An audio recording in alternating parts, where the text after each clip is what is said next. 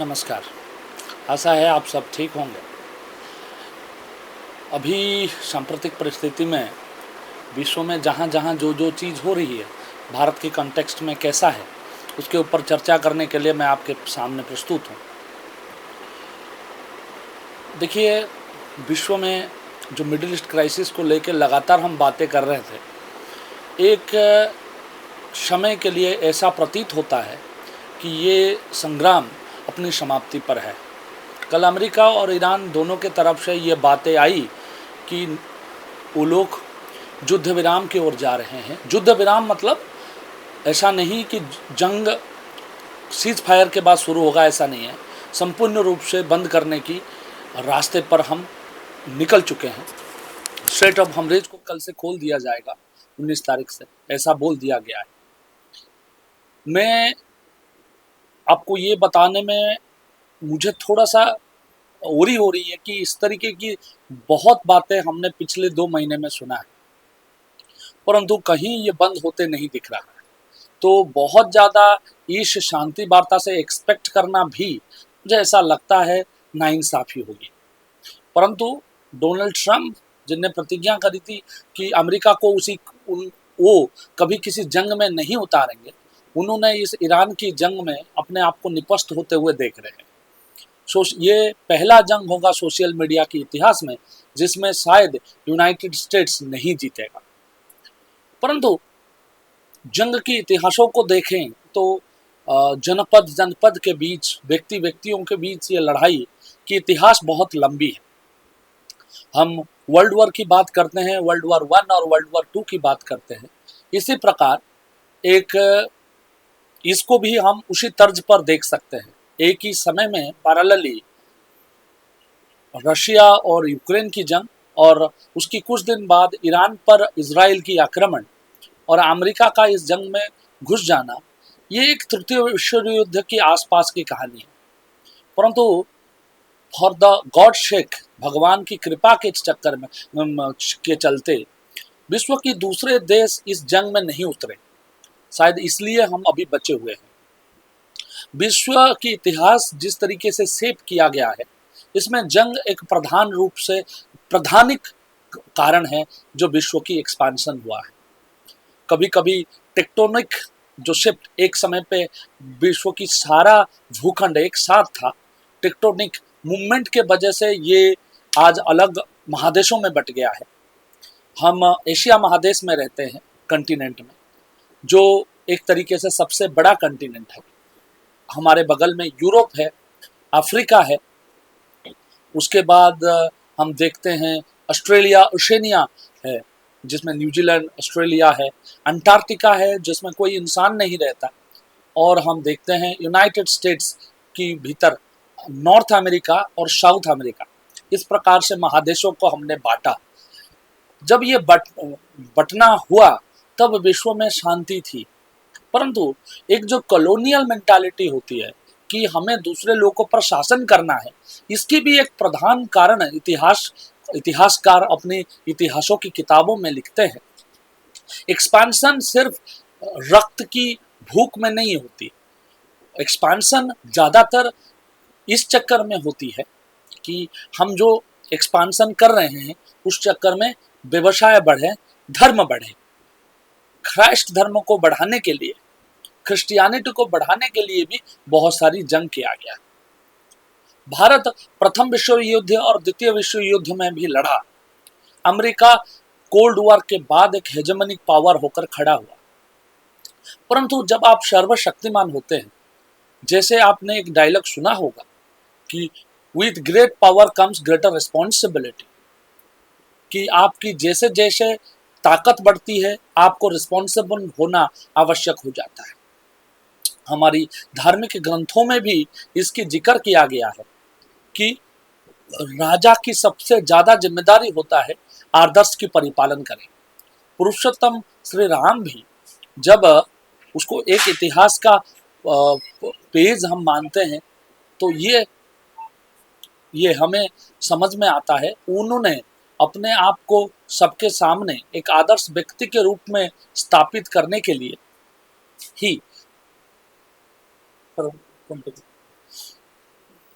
अपने आप को एक आदर्श पुरुष के रूप से प्रतिष्ठा करने के लिए राजा के रूप में सारे चीजें सबके सामने उन्होंने इस तरीके से प्रस्तुत किया कि एक आदर्श राजा किस प्रकार होते हैं। इसीलिए उनको पुरुषों में उत्तम पुरुषोत्तम श्री राम कहते हैं। तो जब आप हेजेमनिक पावर पूरी विश्व की है, हेजेमनी का मतलब ये है कि आप सर्वशक्तिमान हैं, आपसे बिजनेस करे बिना विश्व की कोई कार्य नहीं चलेगा, और आप एक डेमोक्रेटिक सोसाइटी है। कभी भी यूनाइटेड स्टेट्स के अंदर हमने डेमोक्रेसी से बाहर चीजें नहीं देखी। जॉर्ज वाशिंगटन के ऊपर एक सुंदर किताब है। जॉर्ज वाशिंगटन में बहुत सारी कमियां था। जॉर्ज वाशिंगटन भारत की जो यूनाइटेड स्टेट्स ऑफ अमेरिका की पहली राष्ट्रपति थे। पहली राष्ट्रपति होने से पहले उन्होंने एक बहुत बड़ा वार विदेशी ताकतों के खिलाफ लड़ा था। वो खुद स्लावेरी के समर्थक थे, परंतु उन्होंने एक ऐसे देश को जन्म दिया जहां पर पूरी विश्व से लोग जाकर अपनी टैलेंट दिखाकर अपने आप को प्रतिष्ठा कर पाते हैं। रेसिज्म आज भी अमेरिका में बहुत अच्छी तरह प्रतिष्ठित है। अपार्थाइड के चक्कर में अब्राहम लिंकन और JF केनेडी जैसे लोगों को मृत्युवरण करना पड़ा।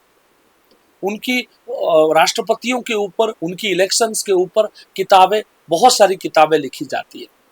वो एक पढ़ाकू समाज है, वो एक नड़ी समाज है, जहाँ पर किताब पढ़ना, किताब पढ़ने के बाद किताबों पर डिबेट करना, किताबों पर डिबेट करने के बाद उसको आइडियोलॉजिकल स्तर पर ले जाना और आइडियोलॉजी को व्यक्तिगत ना रखते हुए पारिवारिक संबंध बनाना यूनाइटेड स्टेट्स की जो सोसाइटी है उसकी परिचायक है।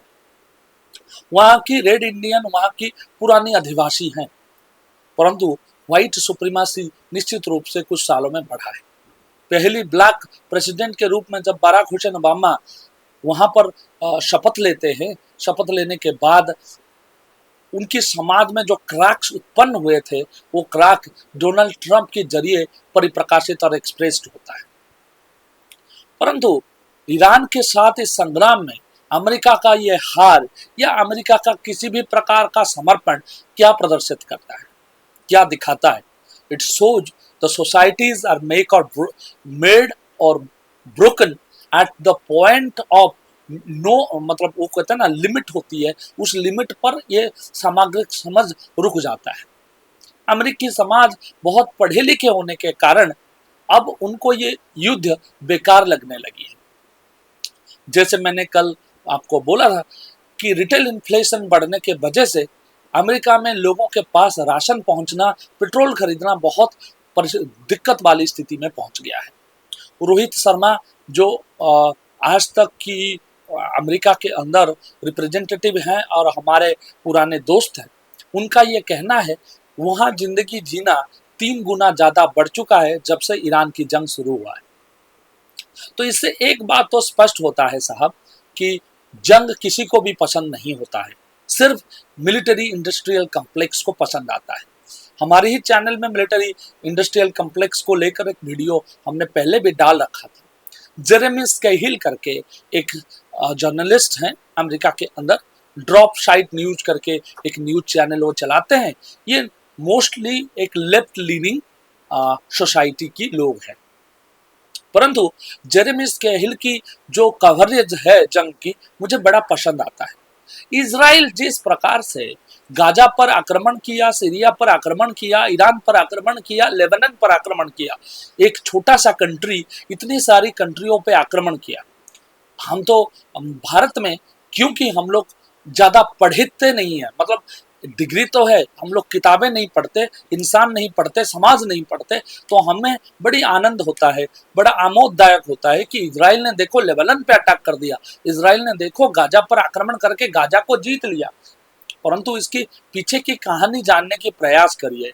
Israel is backed by United states of America.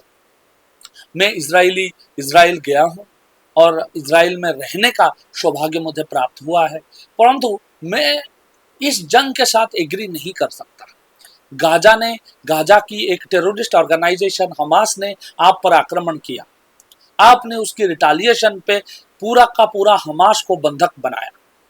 Jewish as a society अपने आप को एक एंडेंजर्ड मानते हैं, उनका आक्रमण करना कहीं ना कहीं आप थ्योरी को यूज करके जस्टिफाई कर सकते हैं।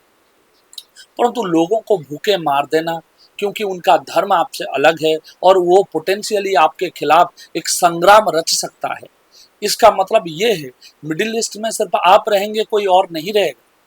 ईरान पर आक्रमण आपने इसलिए कर दिया क्योंकि उन्होंने एक्सिस ऑफ रेजिस्टेंस बनाया था, इसीलिए।